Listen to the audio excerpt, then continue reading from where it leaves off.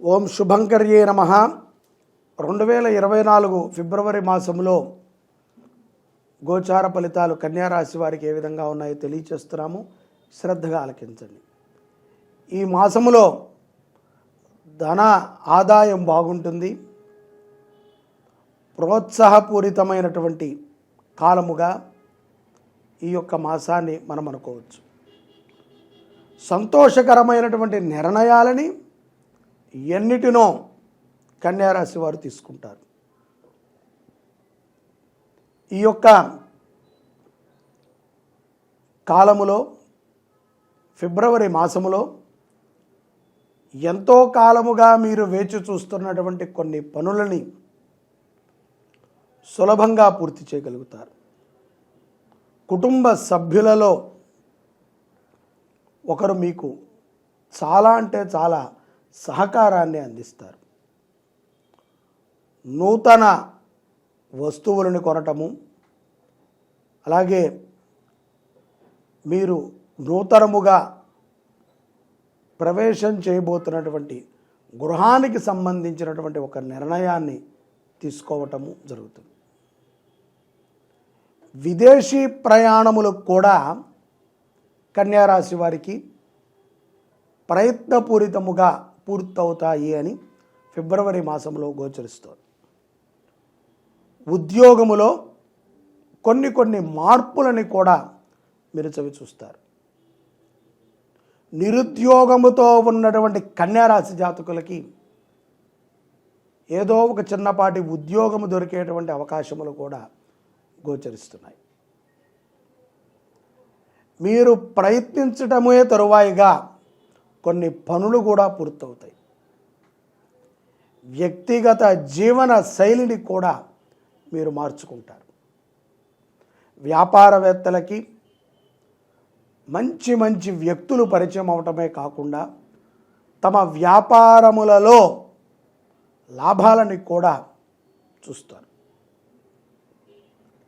వ్యాపారాలని పెంచే విధముగా కూడా మీ యొక్క ఆలోచనలు ఉంటాయి.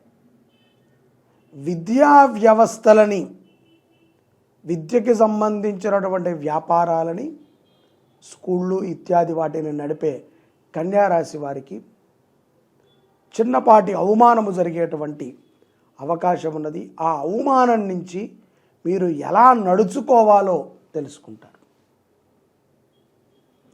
అదృష్టవంతులం అవుతాము అని మనం అంటూ ఉంటాం చూసారా, ఆ విధముగా ఉంటుంది కన్యారాశి వారికి ఈ మాసం.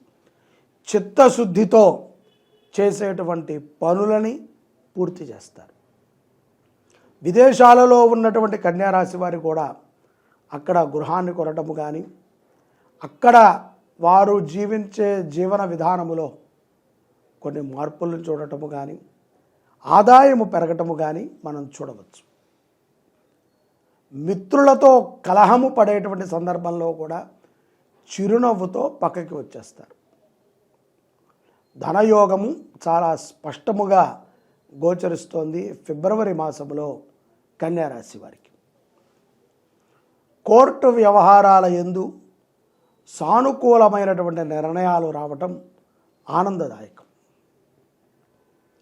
గురువుతో ఉన్నటువంటి వాత్సల్యముతో మీ గురువులు మిమ్మల్ని ఆశీర్వదించిన విధంగానే మీకు ఫలితములు గోచరిస్తున్నాయి. విద్యార్థులు వారికి గురువు పట్ల ఉన్నటువంటి విశ్వాసము ద్వారా ఉన్నతమైనటువంటి విద్యను చదివేటువంటి అవకాశాలు పుష్కలంగా కనిపిస్తున్నాయి. అమావాస్య తరువాత ద్వితీయార్ధములో చక్కటి ఆలోచనలతో కన్యారాశి వారు ముందుకు వెళతారు. శత్రువులతో ఉన్నటువంటి సమస్యలని కూడా తెలివిగా పరిష్కరించుకోగలుగుతారు. మిత్రభావముతో ప్రతి విషయములోనూ కూడా పాజిటివ్గా ఆలోచిస్తూ నెగిటివ్ థింకులన్నిటినీ కూడా తీసి పక్కన పెట్టి ముందుకు వెళుతూ ఉంటారు. పిల్లల ఆరోగ్యం పట్ల, పిల్లల యొక్క భవిష్యత్తు పట్ల మీరు తీసుకునేటువంటి ఒక నిర్ణయము మీ కుటుంబంలో అందరినీ కూడా ఆశ్చర్యపరుస్తుంది. కాబట్టి ద్వితీయార్థము కొన్ని నిర్ణయాలకి మీకు బాగా ఉపయోగపడుతుంది. తద్వారా విశేషమైనటువంటి ఫలితాలని కన్యారాశి వారు ఫిబ్రవరి మాసంలో పొందవచ్చు. తొందరపాటుతో అవమానపూరితముగా ఎవరిని మాట్లాడవద్దు. అటువంటి సందర్భాలు గోచరిస్తూ ఉంటాయి. తల్లిదండ్రుల విషయములో మీరు అనుకున్నటువంటి ఒక మాట సత్యమవుతుంది. కుటుంబముతో ఆహ్లాదముగా ఉంటారు. దీర్ఘకాలికముగా అనారోగ్యములతో సమస్య పడేటువంటి వారికి సహాయము చేయటములో కన్యారాశి జాతకులు ఫిబ్రవరి మాసంలో ముందుంటారు. దైవబలము చాలా చక్కగా ఉన్నది. ఈ మాసంలో ఏది అనుకున్నా సాధించగలుగుతారు. దేవాలయ ఇత్యాది క్షేత్రాలని తరచుగా దర్శించడాన్ని ఇష్టపడుతూ ఉంటారు. కుటుంబం పైన, సమాజం పైన మీకున్నటువంటి కొన్ని బాధ్యతలని మీరు సక్రమంగా నిర్వర్తిస్తారు. అగౌరవపరిచేటువంటి వ్యక్తులని దూరంగా పెట్టడం మంచిది. శుభవార్తలు విన్నప్పుడు అందరికంటే ఎక్కువగా మీరే ఆనందపడుతూ ఉంటారు.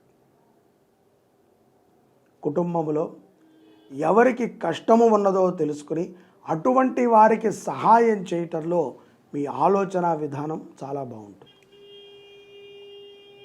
అన్నదమ్ములతో సఖ్యతని పెంచుకోండి.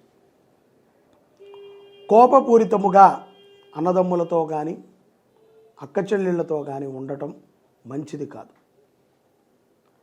తల్లి విషయంలోనో అత్తగారి విషయంలో కూడా ఒకే అభిప్రాయముతో ఉండటం అనేటువంటిది మీ జీవితానికి మంచిని చేకూరుస్తుంది అని తెలియచేస్తున్నాను. గ్రహాధిపతి అయినటువంటి బృహస్పతి చాలా చక్కటి అనుగ్రహాన్ని ద్వితీయార్థములో కన్యారాశి వారికి అనుగ్రహించి ఉన్నాడు. ఈ శుభ సమయమున మీరు స్థిరమైనటువంటి ఆస్తులను కూడా సమకూర్చుకుంటారు. విదేశాలలో ఉన్నటువంటి వారికి కూడా చాలా చక్కటి మాసమని మనం అనుకోవచ్చు. కొంతమంది మిమ్మల్ని ప్రలోభ పెట్టడానికి మీ చుట్టూ తిరుగుతూ ఉంటారు. మోసపోవద్దు. సహజంగా తెలివితో, బుద్ధితో మరియు అమితమైనటువంటి ఆత్మవిశ్వాసముతో కన్యారాశి వారు చేసేటువంటి పనులు విజయానికి తాహసపడుతూ ఉంటాయి. కాబట్టి ఏ పనిని మీరు చేయదలిచారో ఆ పని మీద స్పష్టమైనటువంటి అవగాహన మీకు ఉంటే ఆ పనిని పూర్తి చేయటం అనేటువంటిది మంచిది. తొందరపాటుతో ఎవరు పడితే వారు చెప్పారు, ఇది కొంత వాయిదా వేద్దాం, లేకపోతే కొంత తర్వాత చేద్దాం అనేటువంటి ఆలోచనను చేసి పనులని ఇతరులకు అప్పచెప్పకండి. మీరు చేసేటువంటి పనులని మీరే చేయండి. సుబ్రహ్మణ్య ఆరాధన కన్యారాశి వారికి సత్ఫలితాలను ఇస్తుంది. నవగ్రహ స్తోత్రముని పారాయణ చేయటము, సుబ్రహ్మణ్య ఆరాధన చేయటం అనేటువంటిది చాలా మంచిది. అన్నదానము జరిగేటప్పుడు కందిపప్పుని కానీ అలాగే దోసకాయలని కానీ దానం ఇచ్చినట్లయితే కనుక మీకు సంపూర్ణమైనటువంటి గ్రహానుగ్రహము ఈ మాసంలో ఉంటుంది. సర్వే జనాః సుఖినో భవంతు. శ్రీ శుభంకర్యై నమః. సరస్వతీ కటాక్షాన్ని పొందేటువంటి దివ్యమైనటువంటి రోజు మాఘమాసంలో వసంత పంచమి. వసంత మాసం ప్రారంభమవుతుంది. పంచమి మాఘమాస శుద్ధ పంచమి. ఇది ఫిబ్రవరి 14వ తారీఖున మనందరికీ కూడా వచ్చింది. ఈ వసంత పంచమి రోజున పిల్లలందరూ కూడా సరస్వతి అమ్మవారికి పూజ చేయటం, సరస్వతి స్తోత్రాన్ని చదవటం, బీజాక్షరాలని దిద్దటము, స్తోత్ర పారాయణలు ఇవి చేయటము ద్వారా చాలా విశేషమైనటువంటి పుణ్యం. అలాగే ఉన్నత విద్యలను చదువుకోవాలి అనేటువంటి మన పిల్లల భవిష్యత్తుకి భగవంతుడు మనకి ఇచ్చినటువంటి అపారమైనటువంటి వరుణ. ఈ కరుణం ఏమిట్రా అంటే వసంత పంచమి రోజున సరస్వతి అమ్మవారికి పూజ చేయటం, దక్షిణామూర్తికి పూజ చేయటం, హోమం చేయటం, మన పిల్లల చేత దేవాలయ దర్శనాలని చేయించటం, తద్వారా బుద్ధి దోషములన్నీ కూడా తొలగి ఆ సరస్వతి కటాక్షాన్ని మన పిల్లలు పొందగలుగుతారు. వసంత పంచమి రోజున శ్రీరామ అనేటువంటి నామాన్ని రాసి పిల్లల చేత దిద్దించవచ్చు. ఓం నమ శివాయ రాసి దిద్దించవచ్చు. ఓం సిద్ధే నమః అనేటువంటి నామాన్ని రాసి దిద్దించవచ్చు. లేకపోతే ఓం సరస్వత్యై నమః అనేటువంటి నామాన్ని రాసి దిద్దించవచ్చు. తద్వారా పిల్లలకి ఎంతో మేధశక్తి పెరుగుతుంది.